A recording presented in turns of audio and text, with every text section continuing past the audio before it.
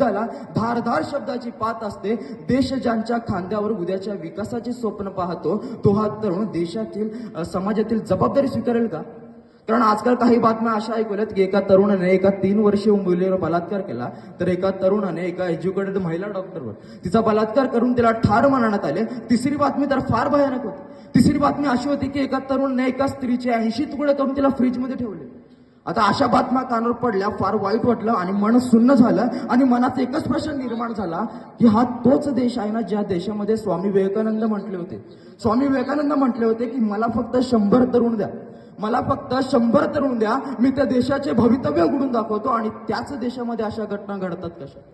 खरं तर आपण आपल्या देशाचा इतिहास जर पाहिला तर आपल्या देशाचा खूप मोठा इतिहास घडला, तो म्हणजे तरुणांमुळेच.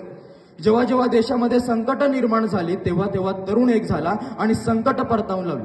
संत ज्ञानेश्वर माऊली, छत्रपती शिवाजी महाराज, मंगल पांडे, भगतसिंग, स्वातंत्र्यवीर सावरकर यांच्याकडे पाहिलं तर एक आपल्या देशाचा फार अभिमान वाटतो. आणि याच थोर महापुरुषांचा इतिहास घेऊन जगणारी पिढी ती कशी भरकटली.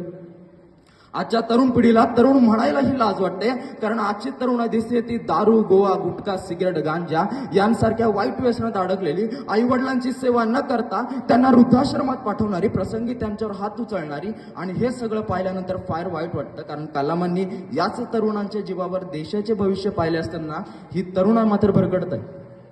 त्यामुळे युवकांनी सामाजिक जबाबदारी बरोबरच या गोष्टींचाही विचार करून आपल्या देशाला एक चांगले स्थान कशा प्रकारे मिळेल, आपला देश पुढे कसा जाईल यासाठी प्रयत्न केले पाहिजे. त्यासाठी प्रत्यक्ष वैयक्तिक लाभ नसतानाही दुसऱ्यांनाही फायदा होईल अशा प्रकारे वागण्याची लोकांची नैतिक जबाबदारी. आपण केवळ आपल्या स्वतःच्या हितासाठी नाही तर दुसऱ्यांच्या भवितव्यासाठी देखील जबाबदार आहोत, ही बाब गांभीर्याने जाणून घ्या. त्यामुळे जाता एवढंच म्हणे की अनिल सबनीस कवी असे म्हणतात की युवकांना आव्हान करतात की शिक्षण, आरोग्य, न्याय, हक्क, समता यांसाठी तू झटला पाहिजेस. शिक्षण, आरोग्य, न्याय, हक्क, समता यांसाठी तू झटला पाहिजे. सामाजिक जबाबदारी तुझे कर्तव्य आहे.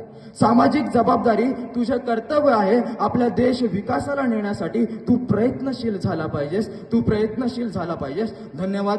जय हिंद, जय भारत, जय महाराष्ट्र.